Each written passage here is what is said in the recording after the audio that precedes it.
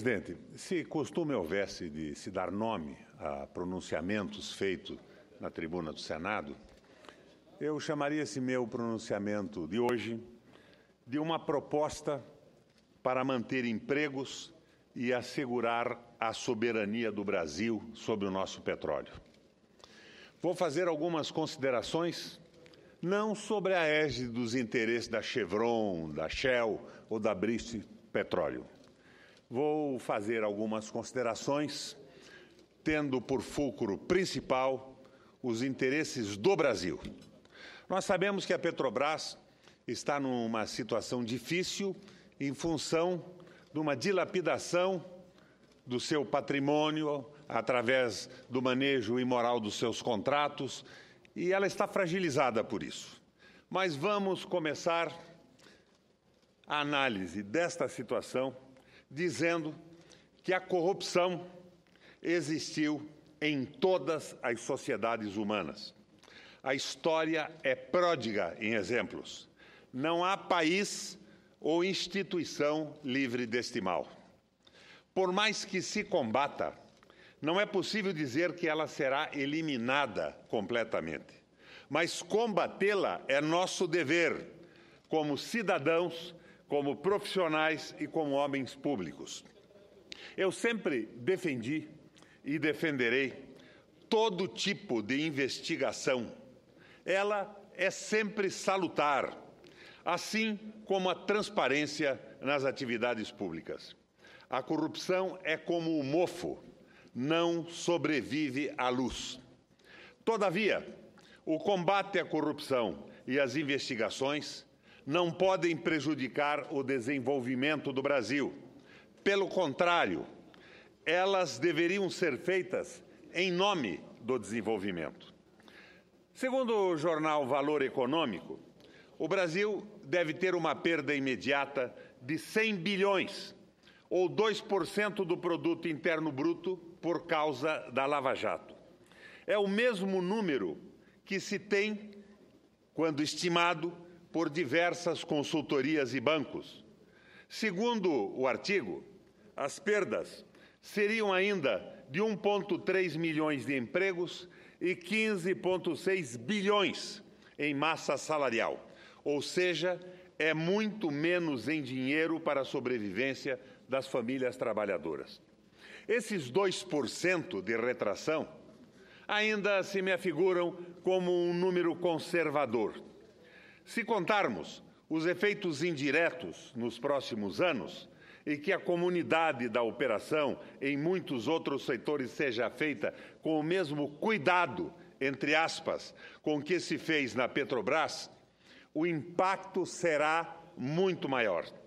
Se a economia não crescer nos próximos anos por causa da paralisação da Petrobras, dos investimentos em equipamentos para exploração, transporte e refino de petróleo, assim como das obras de infraestrutura, haverá uma perda acumulada de PIB de mais de 300 bilhões de reais em comparação com extrapolação da estimativa de crescimento médio de 2,5% que o Brasil obteve na última década. É um valor incomparável com o estimado para a corrupção investigada, que está em poucos bilhões de reais, mais especificamente em 6 bilhões, segundo o balanço da Petrobras, aprovado por grande firma de auditoria internacional. Se é este o caso, esse combate à corrupção se parece com a história do caipira, que tinha um bicho de pé muito incômodo e deu um tiro no pé para tentar matá-lo. O remédio doeu muito, muito mais do que a doença, mas não se pode garantir que o tiro tenha atingido o pequeno alvo. Não há dúvidas de que a intenção de replicar de forma tropicalizada no Brasil a Operação Mãos Limpas, que sacudiu a Itália nos anos 90. A princípio, a intenção é boa, mas precisamos ficar alertas e aprender com a história.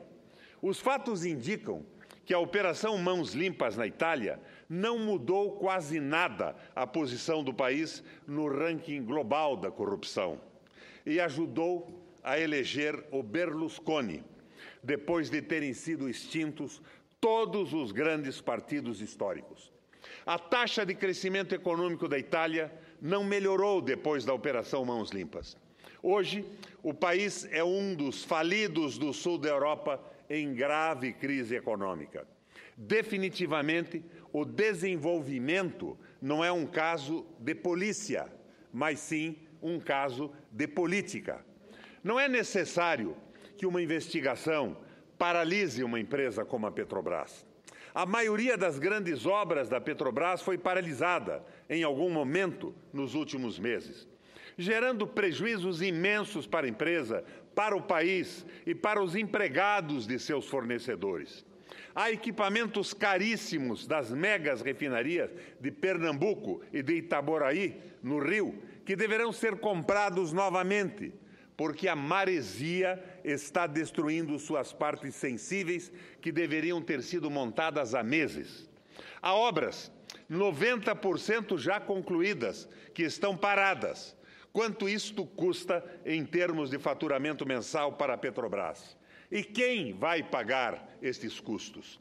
A investigação deve atingir pessoas físicas, que são os corruptos, mas não as instituições, as equipes técnicas, os corpos funcionais e as obras que são essenciais para o desenvolvimento do Brasil.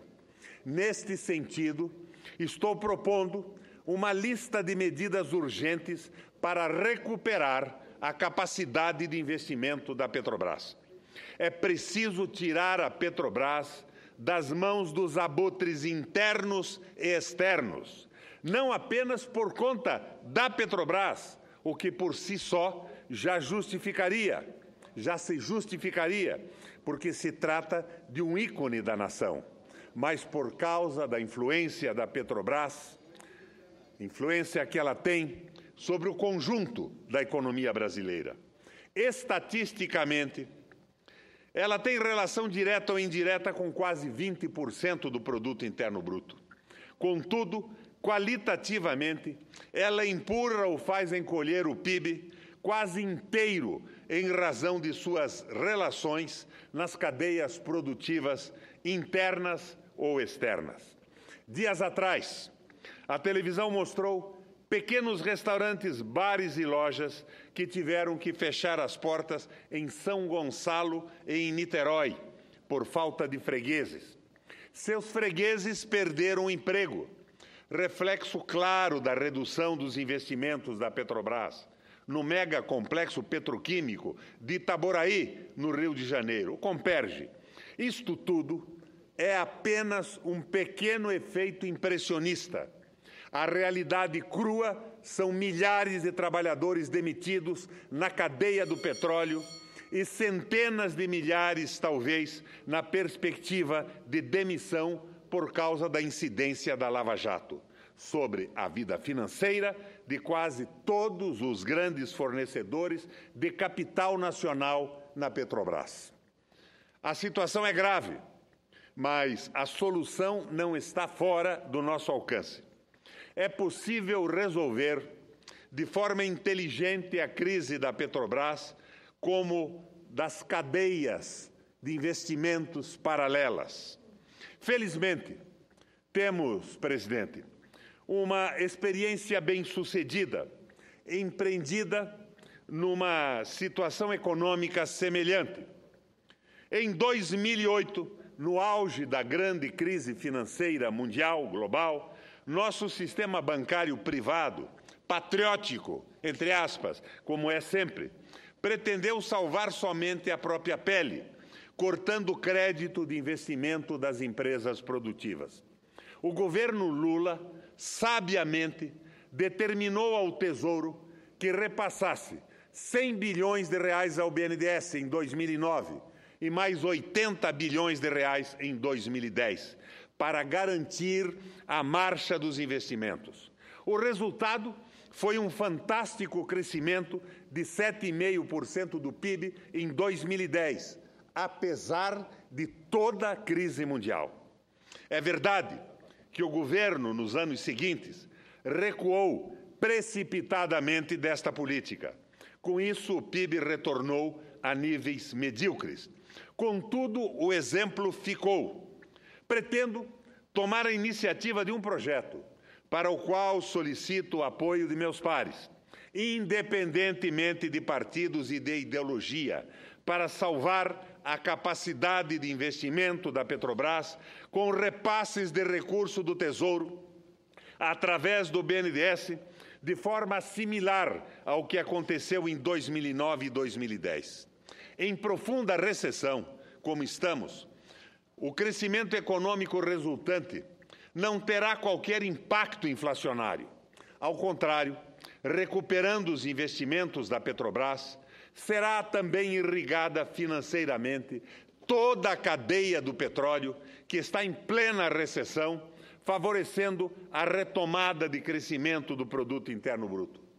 Também não impactará, presidente, o déficit ou a dívida pública líquida, porque levará a um aumento dos ativos financeiros da União igual ao aumento do passivo. Com a dívida, o PIB cairá, anulando o efeito inicial da transferência de recursos do Tesouro para a Petrobras via BNDES, o que, aliás, aconteceu nos anos seguintes à crise internacional, quando a relação dívida líquida-PIB se reduziu. Os números que mostrei do valor econômico são de abril. Hoje, há economistas que estão estimando uma contração do PIB, presidente, de 5% para os últimos trimestres do ano. Os bancos falam em 3%, mas eles querem dourar a pílula a fim de que não sejam questionados em seus lucros indecentes, enquanto o país afunda. A contração de 5% não é exagero. A contração de 5% não é exagero. Já temos o peso de um crescimento perto de zero no ano passado. Temos que considerar que o efeito do arroxo-Levy é de, no mínimo, 2% negativos. Sobre isso, temos o efeito lava-jato, incidente diretamente na cadeia do petróleo, que provavelmente implicará uma contração adicional de cerca de 3%. No total, portanto, algo que pode chegar a 5% de contração. O projeto que estou trazendo à discussão desta Casa busca reverter essa terrível tendência jamais experimentada pela economia e pela sociedade brasileira. A única restrição que vejo ao projeto é de natureza ideológica, senador Maranhão. Dirão que as agências de risco, vendo a transferência de recursos do Tesouro para o BNDES, para salvar os investimentos da Petrobras, vão desclassificar o Brasil. Ora, elas já estão em processo de desclassificação e a culpa será do arroxo do Levy, que levará à elevação substancial da dívida PIB. No primeiro semestre de arrecadação de impostos caiu quase 3%. E isto é muito mais do que o ajuste. O PIB também cairá. Só Fernando Henrique gerou tamanho prejuízo à solidez fiscal do Brasil quanto esse atual ministro da Fazenda, o nosso Levy. Mas o dogmatismo do mesmo e de seus aliados na imprensa é inabalável. Essa pesada perda que ele está causando à saúde fiscal do Brasil será desculpa para outro arroxo muito mais duro, depois outro, mais outro, como tem acontecido na Grécia, presidente. Ademais, o problema não se resume apenas no erro da política de arroxo. Tão absurdo quanto isto é manter o país governado pelos caprichos dos estagiários das agências de risco. Aqueles guris pouco criativos que fazem o cálculo da solidez fiscal brasileira.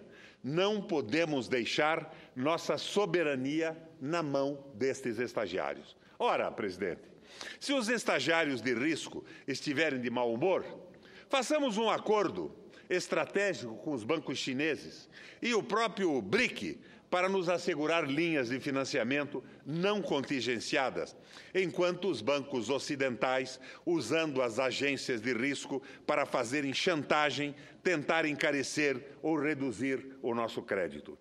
Estamos falando, presidente, de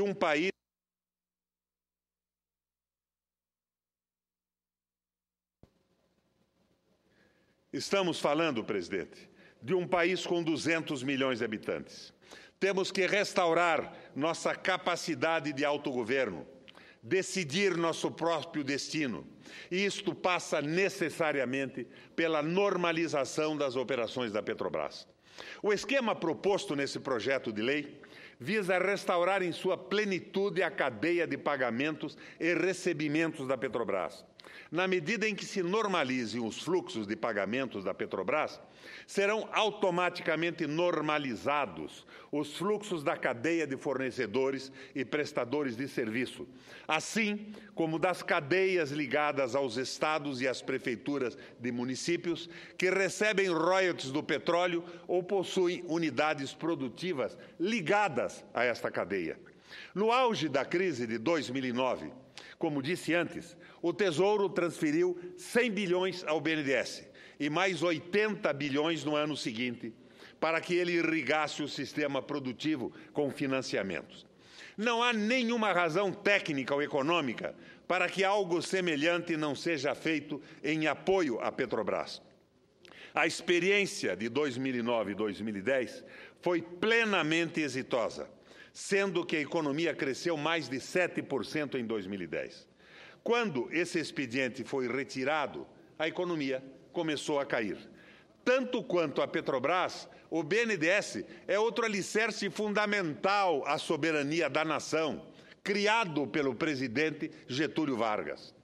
A condição para a restauração total dos pagamentos, no caso da Petrobras, será realizada em auditorias contábeis nos elos financeiros sobre os quais recaia suspeita fundada de irregularidade. A Petrobras evitará que eventuais auditorias sejam realizadas com o cunho único de retardar pagamento de fornecedores, prestadores de serviço e unidades federativas beneficiárias de royalties e unidades produtivas da cadeia do petróleo. O resultado das auditorias deve ser público. O projeto de lei visa proteger o emprego e a economia nacional das grandes perdas que certamente ocorrerão na medida em que os maiores fornecedores da Petrobras venham a ser declarados inidôneos para a execução de obras públicas e fabricação de equipamentos. Na realidade, a culpa por fraudes e irregularidades na gestão de contratos com a Petrobras é dos responsáveis, que são pessoas físicas e não jurídicas. A empresa é um instrumento econômico e social. Como todo instrumento, pode ser manejado para o bem ou para o mal. Não há sentido em penalizar empresas que acumulam notável capacidade tecnológica, privando o próprio governo de usar esses recursos técnicos e gerenciais em grandes projetos. Não podemos também, presidente, tapar o sol com a peneira. A nossa presidente, no atual mandato, cometeu equívocos prejudiciais à empresa e à recuperação da economia. Estranhamente, autorizou o Conselho Monetário Nacional a rever uma regra que já tinha sido abolida na crise de 2009 e que passa a inviabilizar que o BNDES financie a Petrobras. Porém, permite que o BNDES financie e continue financiando grandes empresas multinacionais concorrentes da Petrobras. Isto, presidente, está errado. Também está errado permitir uma taxa de juros tão elevada que gera centenas de bilhões de reais improdutivos por ano. Neste ano, o governo não se opôs ao Banco Central aumentar irresponsavelmente esta conta, enquanto pede ao povo que se sacrifique em nome do ajuste fiscal. Ora, o povo deve deixar de comer para rentistas engordarem? Em nome de quê? De um ajuste fiscal que evidentemente não funciona? Se o interesse fosse melhorar as contas públicas, o governo deveria começar pela isenção fiscal à distribuição de lucros e dividendos, sancionadas por Fernando Henrique no embalo do chamado Consenso de Washington. Eu não compreendo por que até hoje essa isenção ainda está em vigor.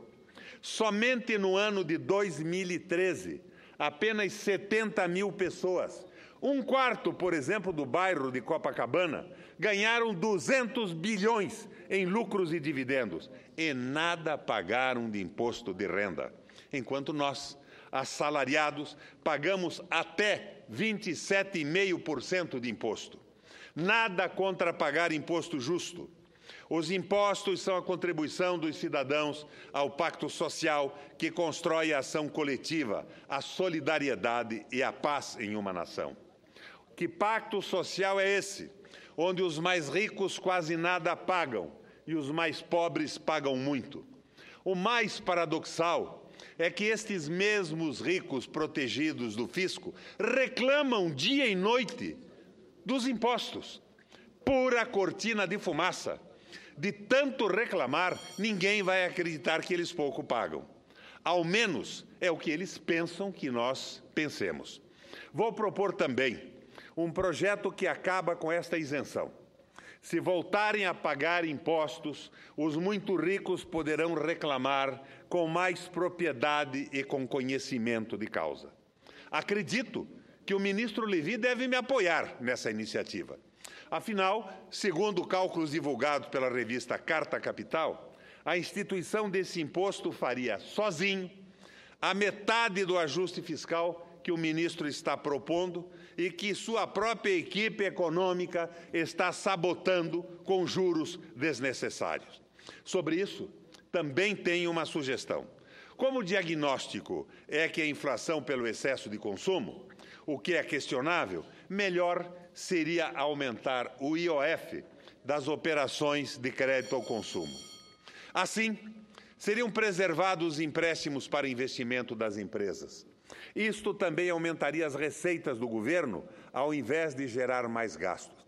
Agradeço aos amigos Chicão e Robson, do Sindicato dos Bancários da Paraíba, que pediram para que eu citasse no discurso essa política como alternativa ao aumento da Selic.